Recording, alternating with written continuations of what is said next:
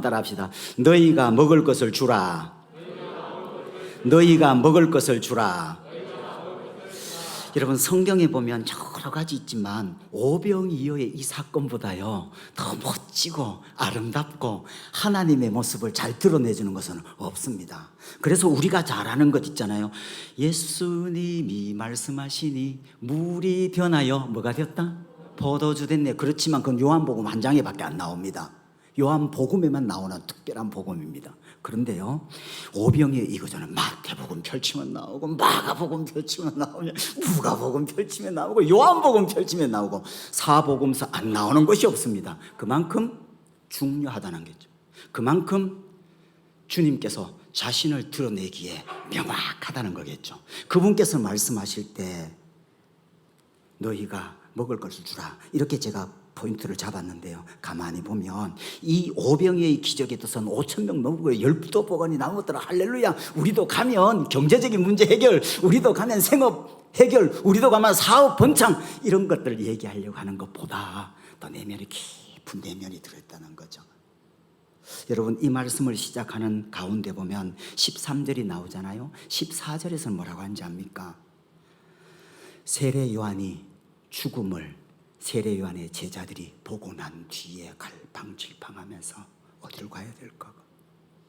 그리고 그는 갈 곳이 없어서 빈들을 향하여 나가는데 그 빈들에 세례 요한이 아닌 누가 오셨다고요? 예수께서 그 소식을 들으시고 즉시로 가신 곳이 있습니다. 그게 어디예요? 빈들. 여러분, 빈들 하면 얼핏 성경은, 물론 장소는 요단강과 다를 수 있어요. 근데 성경은 은근하게 세례 요한의 제자들이 위로받을 수 있도록 뭘 보여줘요? 빈들이라고 기록한 거예요.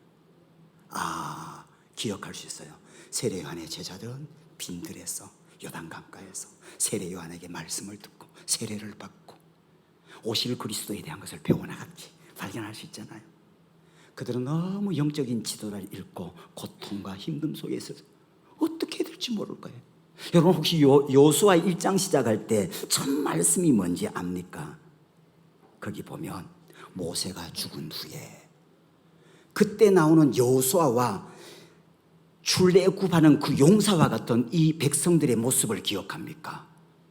혼란과 고통과 힘듦을 인하여 심지어 여호수아마저 꼼짝도 하지 못하고 있을 그때에 하나님께서 말씀하신, 여호수아여 두려워하지 말라, 내가 너와 함께하리라.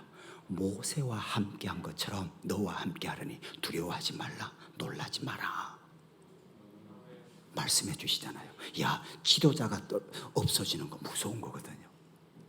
그들을 지금까지 인도했던 사람이 사라진다는 것은 사실 엄청난, 아마 이게 은근하게 그냥 조금 과장될 수도 있고 아니면 이것보다 더 심할 수도 있겠지만, 여러분 기억합니까? 아마 제 나이 때쯤 되는 사람은 기억할 수 있을 것 같은데, 북한에 보니까 저 김일성 수령님께서 돌아가셨을 때 사람들은 그 동상 앞에서 울부짖는 모습, 그리고 우리는 그것을 보고 다 웃었죠. 세상 사람 다 웃었죠. 그러나 그들은 진심인 것이 세상이 끝난 것 같은 거예요.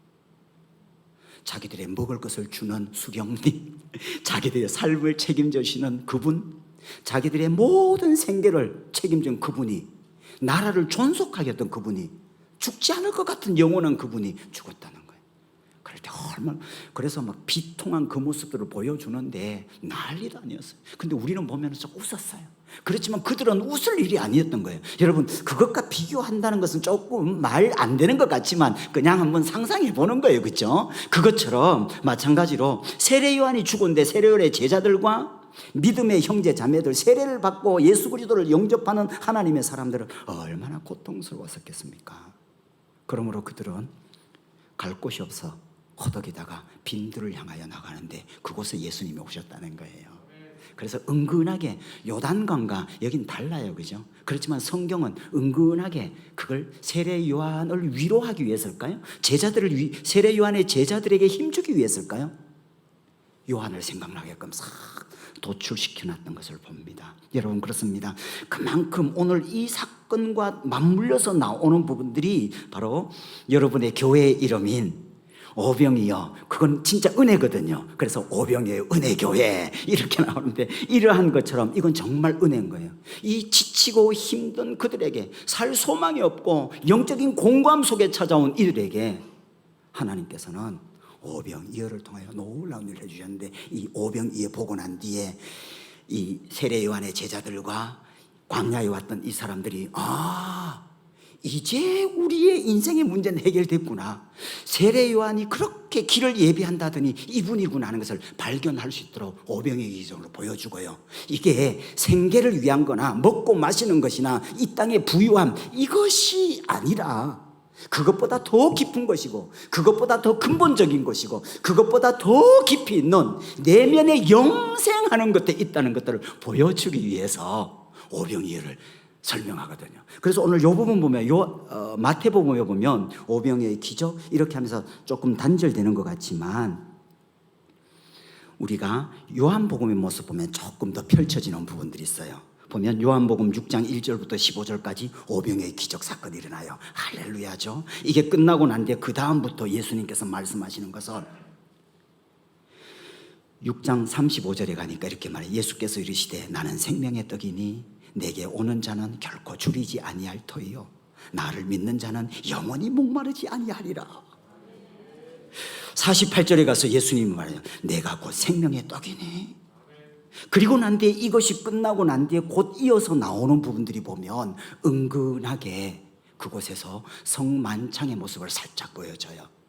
그리고 난 뒤에 이 성만찬의 모습을 보여주고 연결고리는 없지만 가면 십자가를 향하여 나아가는 거예요. 그 전에 나사로의 부활이 나오고 죽음에서 죽은 문을 여는 분이 나오고 그리고 예수님의 십자가의 은총이 나와요.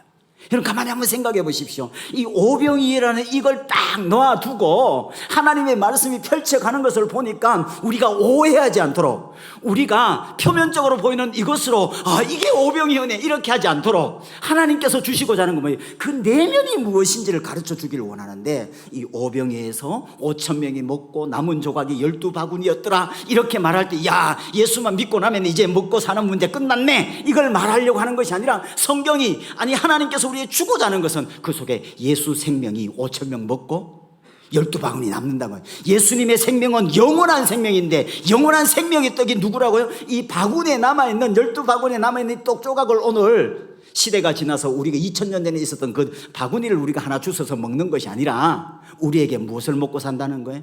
여기에 있는 이 가치, 여기에 숨어있는 표면적으로 나타난 이 사건이 아닌 내면 속에 있는 이 의미, 이걸 가르쳐주는 것은 생명의 떡은 예수 그리스도라는 거예요. 그러므로 오늘 이 말씀을 보면서 우리 이 부분들을 누렸으면 좋겠는데, 이 가만히 보니까 예수님께서는 오병이어 이 사건을 딱 하시면서 나오는 것들을 우리가 바라봅니다. 그죠? 보니까 여기서 말합니다.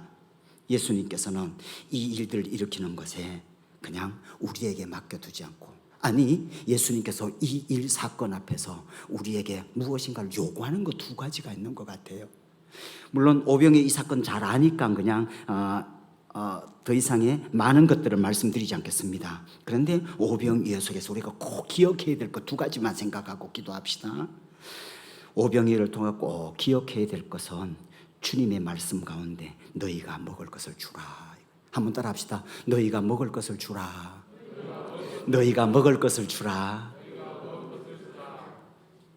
지치고 힘들고, 또한 요한이 순교함으로 인하여 제자들은 두려움에 떨고 있는 그들이 빈 들에 모여드는데, 무리들이 여기 보면 이렇게만 13절에 여러 고을로부터 걸어서 따라간지라. 터덜터덜. 그 속에는 힘없는 모습 느껴지지 않습니까? 그 뒷모습이 이제 우리는 어떻게 살지? 우리의 길은 어디야? 우리는 누구를 믿어? 모든 것이 절망과 모든 것이 힘듦과 고난 가운데 있는 것 같은 느낌 안 듭니까? 무엇을 꿈꿔야 될지 모르는, 믿고 따라다니는 이거에 이 모든 것들이 순교로 끝나버렸으니까 스탑되었을 때 나타나는 것. 터덜거리면서 나갈 그때 14절에 예수께서 나오사 그 무리를 보시고 불쌍히 여기사 그 중에 있는 병자를 고치셨다. 그 중에 있는 병자들, 그렇게 터덜거리면서 나오는데 힘없고 지쳐있고 영적인 이 스승, 선지자, 자기들의 앞길을 밝혀주던, 자기들의 믿음을 견고히 세우던 영적인 그 모태를 잃어버린 그들에게 예수님께서 즉시 찾아오셔서 큰 무리를 보고 불쌍히 여기서, 그리고 그들에게 위로가 되는 것은 병을 고쳐줌으로 그들에게 너희들 소망이 있어. 너희들 세례 요한이 간 것이 아직도 메시아가 간 것이 아니야. 내가 왔어. 너희들이 세례 요한을 통하여 요단강에서 세례를 받고 너희들이 그를 통하여 믿음을 따라 오늘 여기까지 왔는 잘한 거야. 세례 요한의 시대는 지나갔고 이제 세례 요한이 그렇게 길을 예배했던 그 주인공이 메시아가 내가 지금 온 거야. 걱정하지 마. 증거를 보여주는 게 뭐예요? 병을 고쳐주고 힘을 주면서 그들에게 계속 설교하시는 거예요. 계속 그들과 함께 지내시고. 야, 여러분, 믿음은 정말 멋진 겁니다. 눈앞에 있는 일이, 여러분 이거 너무 신경 쓰지 마세요. 지금 현재 내가 먹고 사는 문제, 이거 시간이 좀 지난 뒤에 보면 그렇게 생각합니다. 아, 그것까지고 내가 왜 그렇게 했지. 20대쯤 되면, 아니 중학생쯤만 되면요, 아이들 때 어릴 때 놀 때 구슬이나 딱지 같은 거 가지고 막 그것 가지고 싸우고 하나 딴 거 하나 이런 것 가지고 울고 밤새 그냥 밥도 안 먹고 이랬던 거 중학생쯤 되면 웃깁니다. 그때 말합니다. 목사님, 애들 아직 어려서 몰라요. 근데 걔들은 또 시험 공부 한 번 했는데 시험 자기가 공부한 만큼 성적이 안 올라가요. 근데 옆에 있는 사람이 나보다 뭔가 조금 더 하는데 더 잘 되는 애가 있어요. 못 견딥니다. 근데 그걸 보고 있는 대학생쯤 되면 보고 있다가, 목사님 쟤들 웃기죠. 애들 참 저럴 때가 좋습니다. 근데 대학생이나 이렇게 되면 이제는 뭔가 좀 생각을 가졌다 했는데 뭔가 창업을 준비하고 나름대로 뭔가를 준비하면서 내일을 향하여 기도하면서 나가는데 이게 길이 자꾸 막히는 거예요. 고통스러운 거예요. 하는 것마다 안 되는 거예요. 좌절해요. 그런데 한 50대, 60대 되신 분이 쭉 보면 말합니다. 야, 그럴 때가 좋은 거야. 그래도 꿈이 있잖아. 그러면 70쯤 되면 어떨까요? 제가 거기까지 안 가봐서 모르겠습니다. 그러나 지금 제가 보니까 그거는 아주 작은 것, 인생 전체를 놓고 보면 작은 거더라고요. 그때는 심각했지만 그것을 통하여 나를 더 성숙시키고 성장시키고 훈련시켜서 나를 나답게 만들고자 하는 하나님의 방법이었더라고요. 여러분 혹시나 힘들고 어려운 부분이 있습니까? 그럼 이거 지나가는 거야. 아니 그냥 지나가는 것들이 아니라 주 안에서 이 일들이 지나가는 거야. 나는 더 성숙될 거야. 시간이 지나고 나면은 마치 아이들의 그 모습처럼, 야, 이 딱지 가지고 싸우는 거 보면 아이고 중학생이 시험 문제 하나 틀린 것 때문에 고민하면서 울고 불고 할 때 대학교 가 있는 선배가 아이고, 이런 것처럼 우리가 시간이 지나면서 뒤돌아보면 주님께서 나를 여기까지 이끌기 위해서 충분히 기억될 수 있거든요. 이번엔 가만히 보세요. 세례 요한의 제자들과 많은 사람들은 고통 속에 빈들에 왔어요. 그곳에 와서 보니까 고통이 아니었어요. 자기 선생님이 말씀하신 게 맞았어요. 그곳에서 메시아가 오신 거예요. 그리고 그들에게 병을 고쳐주시는 거예요. 예수님의 제자는 신났어요. 자기 선생님이 엄청난 일을 하셨잖아요. 그럴 때 예수님 제자들은 보니까 은근하게 걱정되는 거예요. 아마 우리 성문교회가 여기 올 때 우리 여기 있는 성도들은 이 성문교회 가족들이 오는데 우리가 뭘 하면 저 사람들이 편할까? 여러분 생각하셨죠? 그렇게 하면서 이렇게 불편하면 어떻게 하지? 이런 생각들 하면서 왜냐하면 우리 교회니까 이 사람들이 불편하지 않도록 하기 위해서 이런 부분은 뭔가 이걸 주체자는 그런 거예요. 예수님의 제자들도요, 점점 시간이 지나가면서 저녁때가 오는데 자기들 뱃소리가 꼬르륵 꼬르륵 소리가 나는 거예요. 때를 알리는 소리가 나잖아요. 그러니까 이게 심각해지는 거예요. 여기 5천 명 이상 모여있는데 먹을 건 없고, 근데 이거 어떻게 하지? 그래서 예수님은 아무 말씀하시는데 설레반쳐서 다가갑니다. 13절에 저녁때가 되매 제자들이 나와서 이르되 이곳은 빈들이요 때가 이미 저물었으니 무리를 보내어 마을에 들어가서 먹을 것을 사 먹게 합시다 주님 하고 얘기했어요. 그랬더니 주님께서 너 아이디어 참 좋다 이 말씀하지 않고 주께서 말씀하십니다. 갈 것 없다. 예? 너희가 먹을 것을 주라. 이렇게 제자들 예수님, 제자들이 이제 여기 우리에게 있는 것은 떡 5개와 물고기 2마리 뿐입니다. 그런데요, 이걸 가지고요, 에게 주님께서는 그래, 너희들이 먹을 것을 주라. 우리는 전자에 제가 쭉 설명하면서 봤던 것이 있습니다. 여기서 의미하고 있는 물고기와 보리떡, 어린아이 도시락 하나가 무엇을 상징하는지, 예수 그리스도의 살, 예수 그리스도의 피, 예수 그리스도의 생명, 이것을 한 걸 압니다. 그래서 이 말씀을 알고 내면적으로 이 말씀을 가지고 이 말씀 보면 참 좋을 것 같아요. 그러나 제자들이 있다가 표면적인 이걸 보고, 주님, 이 많은 사람 어떻게 먹입니까? 먹일 수 없습니다. 우리는 불가능합니다. 왜? 물고기와 보리떡밖에 없다는 거예요. 즉 다른 말로 하면 어린아이 도시락 하나밖에 없는데 5,000명 못 먹입니다, 주님. 이렇게 얘기하고 있는 것이죠. 그렇습니다. 우리는 항상 볼 수 있는 것들이 뭔가, 인간 내 능력만큼만 자꾸 세상을 판단합니다. 내 능력만큼만 자꾸만 상황을 전개해 나가다 보니까 내 능력의 한계에 도착하면 우리는 넘어집니다. 쓰러집니다. 그래서 믿음도 내 능력만큼, 내 믿음만큼 믿어서는 안 되고 성경이 인도하는 만큼 믿어야 되는 겁니다. 성경은 무한하거든요. 하나님의 관점에서 바라봐 주시거든요. 근데 우리는 내 힘만큼, 내가 이렇게 믿으면 무언가 될 거야, 내가 기도하고 하나님 앞에 나아가면 이 일을 이루어 주시고, 근데 안 이루어져. 그럼 주님, 이게 뭡니까? 몇 번 안 돼. 그러면 나는 믿음하고 안 맞나? 하나님이 안 계시나? 우리의 이 연약함을 내 안에서 찾아서는 안 된다는 거죠. 이것은 인간의 한계, 인간은 자기의 능력치만큼만 믿거나 자기 능력만큼만 어떤 일을 행할 수밖에 없습니다. 인간의 능력만큼만 성공하거나 실패할 수밖에 없습니다. 항상 부족합니다. 무엇을 하든지 그렇습니다. 사업을 해도 그렇고요, 공부를 해도 그렇고요, 주어진 만큼밖에 안 되거든요. 그러니까 예수 믿는 사람의 장점은 뭐냐? 나를 탈피해서 하나님의 복되심을 믿고 그분께서 주시는 만큼 따라가거든요. 그래서 한계가 없는 거예요. 끊임없이 기도하고 예배하고 찬양하고, 주께서 주실 때까지, 주께서 열어주실 때까지, 주님께서 축복하실 때까지, 주님께서 내 삶을 이끌어 가시는 그 어디가 종착역인지 한번 보자, 버텨나가는 거죠. 그러다가 지나고 난 뒤에 보면 하나님께서 여기까지 인도하셨구나. 그래서 다윗은 말합니다. 여호와는 나의 목자십니다. 나는 부족함이 없었습니다. 80이 되어서. 진짜 그렇거든. 그런데 우리가 성경을 읽어보세요. 다윗이 얼마나 고난 많이 당했는지, 다윗이 얼마나 힘든 삶을 많이 살았는지, 그죠? 근데도 그가 인생 종착역에 섰을 때 보니까, 주님 존전 앞에 갈 때 보니까 여호와가 나의 목자셨고 나는 부족함이 없었네. 주님께서 쉴만한 물가로도 푸른 초장으로도 인도하셨네. 내 영혼을 소생시키기 위하여 자기 이름을 위하여 의의 길로 인도하셨네. 내가 이제 영원히 그의 집에 거하러 가노라 라고 말하면서 딱 마무리해 주지 않습니까? 그죠? 야, 여러분 한번 보십시오. 그러므로 우리가 꼭 기억해야 될 것은요, 주님께서는 말씀하셔요. 너희가 먹을 것을 주라. 그런데 내 모습으로 생각하면, 하나님 상황을 생각해 보십시오. 하나님 이 상황에, 하나님 여기에서 불가능합니다. 아무것도 할 게 하나도 없어요. 그러나 주께서 너희가 먹을 것을 주라 이렇게 할 때 아멘 하고, 주님 내게 가진 것들이 이건데요 라고 나갈 때 일이 시작되잖아요. 그래서 주님께서는 두 번째로 한 가지 더 말씀하는 걸 봅니다.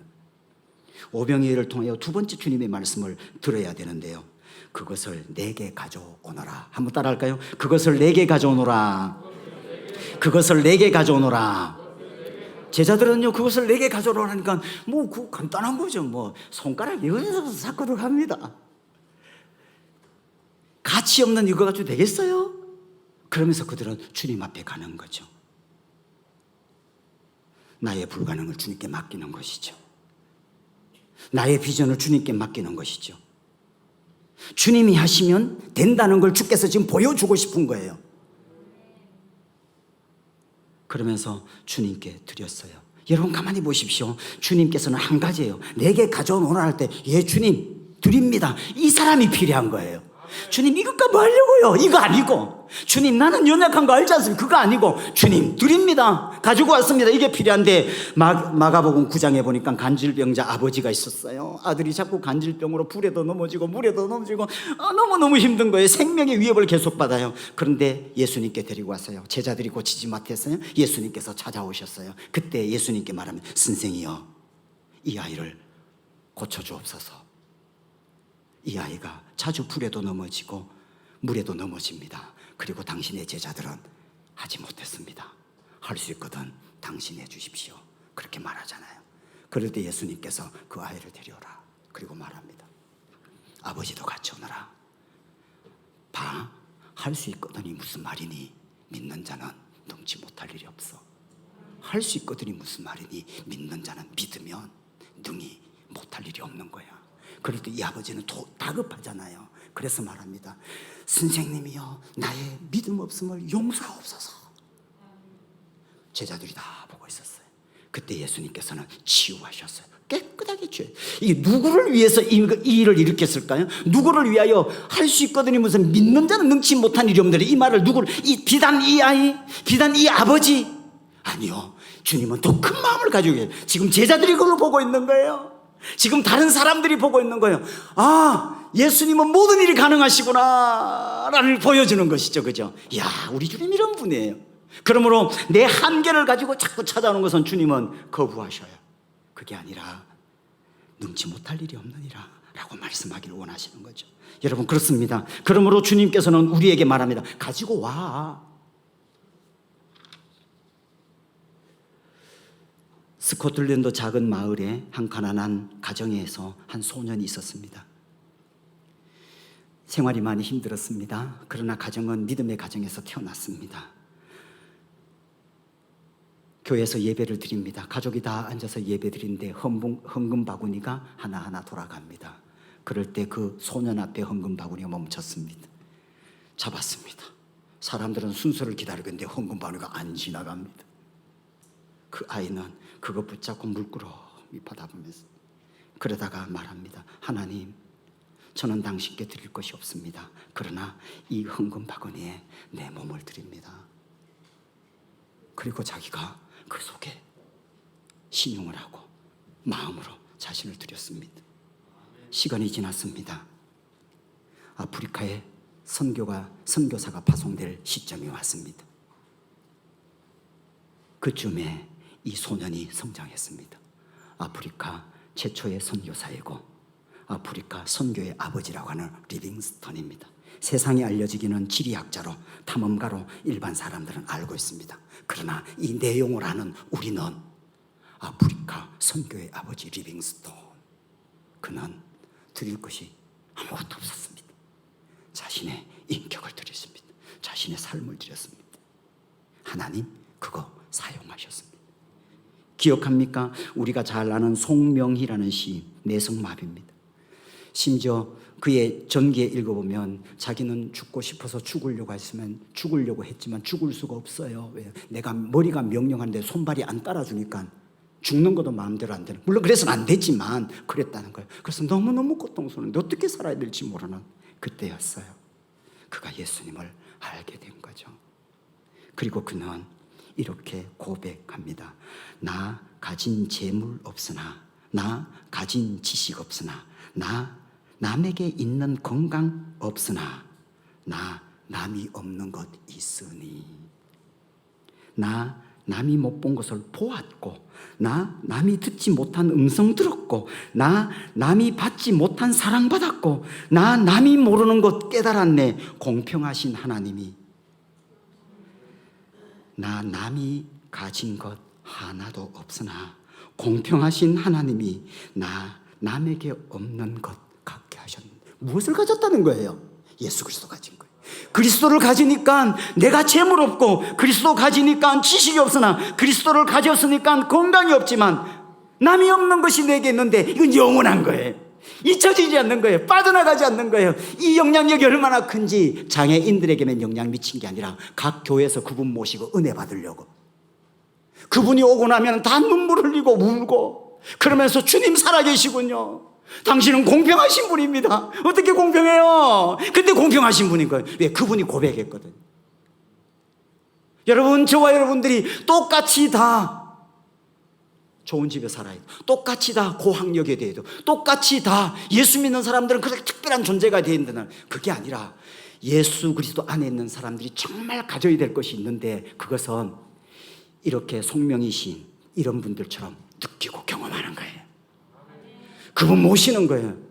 그러고 나면 달라지는 부분이 있어요. 내 삶이 가난과 힘듦들이 내 삶이 아니에요. 그 속에서 역사하시는 주님의 모습을 바라보는 거예요. 때로는 스스로 가난 속에 들어가는 사람도 있지만은 그러나 때로는 내가 스스로 가난한 자가 되는 것이 아니라 주님께서 가난케 만들어서 가난한 속에 가서 그곳에서 영향을 바라며 살아가도록 하나님은 원하시는 거예요. 그럴 때에 스스로 간 사람은 존귀 받고 내가 원래부터 가난했던 사람은 천대받는, 이것은 세상에 바라보는 다른 눈이죠. 여기 젊은 사람들이 마치 손흥민이라는 축구 선수들이 가가지고 축구를 잘하고 있는데도 뒤에서 찢어준 눈을 하고 그러면서 인종차별하는, 이거 똑같은 거예요. 그러나 우리가 주 예수 그리스도 안에서 우리의 어떤 모습을 가지고 사람들이 어떤 말하든 관계없이 주님 존전 앞에 나 가진 것 주님 앞에 내어놓으면 주님이 만들어 가시거든요. 주님이 일하시거든요. 주님이 시작하시면 내가 생각한 이상이 아닌 내가 생각하는 것과 전혀 다를 수도 있고 또한 내가 생각하는 그 이상으로 될 수도 있고 내가 생각한 것보다 더 아름다운 길로 이끌어서 나를 나되게 만드실걸요. 그러므로 오병이어의 기적 속에서 우리가 기억해야 될 것들이 있습니다. 주님께서는 두 가지를 말씀하셨죠. 너희가 먹을 것을 주라. 그리고 그것을 내게 가져오라. 가지고 가려니까 너무 작아 보여. 이거 드려도 될까? 예. 근데 나는 작아 보이는 것도 없습니다. 예, 리빙스턴처럼 자신의 삶을 드리세요. 자신의 생애를 드리세요. 저는 제 생애를 주님 앞에 드리는 걸 기뻐합니다. 여러분은 다른 것 드릴 생각이 아니라 내 생애를 주님 앞에 드렸으면 좋겠습니다. 그러므로 이 생애를 통하여 주님께서 마음껏 일할 수 있도록, 주님께서 하나님의 영광을 마음껏 드러낼 수 있도록 내가 어느 곳에 있든지 내가 어떤 곳이 필드가 되든지 관계없이 그곳에 가는 것은 주께서 내 인격을 사용하기 때문에 주님께서 나를 주님의 영광의 도구로 쓰시기 때문이니 드려진 삶을 사는 것뿐입니다. 이것이 험하든 이것이 부유하든 이것이 가난하든 이것을 인하여 내가 인정을 받든 인정 못 받든 관계없이, 그리고 그 판단은 어디서 받는 거죠? 주님이 오셨을 때 그때 받는 거잖아요. 이게 그리스도인의 길이거든요. 여러분, 그렇습니다. 그런데 오늘 이 말씀 속에 보면서 오병이어가 그런 거구나. 그렇다면 오병이어 교회 속에서 진짜 5천 명을 먹이고 12바구니 남았다. 그 숨어있는 내포의 뜻이 뭐죠? 나는 생명의 떡이니 예수님이거든요. 그래서 오병이어 은혜 교회니까 우리가 해야 되는 게 뭐죠? 이 오병이어의 기적을 너희가 먹을 걸 주라. 주님, 나는 아무것도 없어요. 그러지 마시고요. 주님께서 말하면 그거 가지고 와. 모세는 지팡이에서 가지고 갔고 다윗은 물맷돌에서 가지고 갔고, 근데 여기는 어린아이 도시락에서 가지고 갔고 나는 도시락도 없고 나는 지팡이도 없고 나는 물맷돌도 없고 뭘 가지고 가지? 혹시 이렇게 심각하신 분 있습니까? 염려하지 마세요. 주님, 저를 당신께 드립니다. 그리고 영혼을 위해서 시작하세요. 여러분을 통하여 좋은 필드 만들어 주셨잖아요.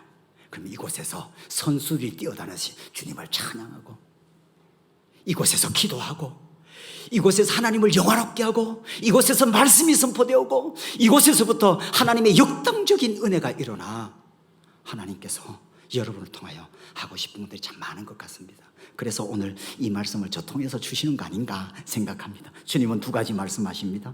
너희가 가서 먹을 것을 주라. 그럴 때 제자들처럼 이것뿐인데요, 이제 이거 거부하고 예 주님, 당신께 내 삶을 드리겠습니다 가지고 나와서 주님께서 재사용하실 때 주님 손에 들어가고, 주께서 축사하시고 이렇게 했잖아요. 축복기도 했다는 말도 되겠지만 그게 아니라 주님께서 축복하셨다는 거예요. 주님께서 복 주시니 열방에 복음을 전하고 내 기업을 통하여 복음의 예수 그리스도를 알리는 그리스도의 향기가 되어지고 내 삶 가운데 어떤 상황이든 그리스도의 영광되는 이런 삶이라는 것 아닙니까? 여러분, 우리 오병이의 은혜교회 그리고 또 우리 성문교회 이런 동일한 은혜를 누렸으면 좋겠어요. 멋지게 주님 앞에 한 걸음 한 걸음 나가는 이러한 성도들 되기를 축복합니다. 기도하겠습니다.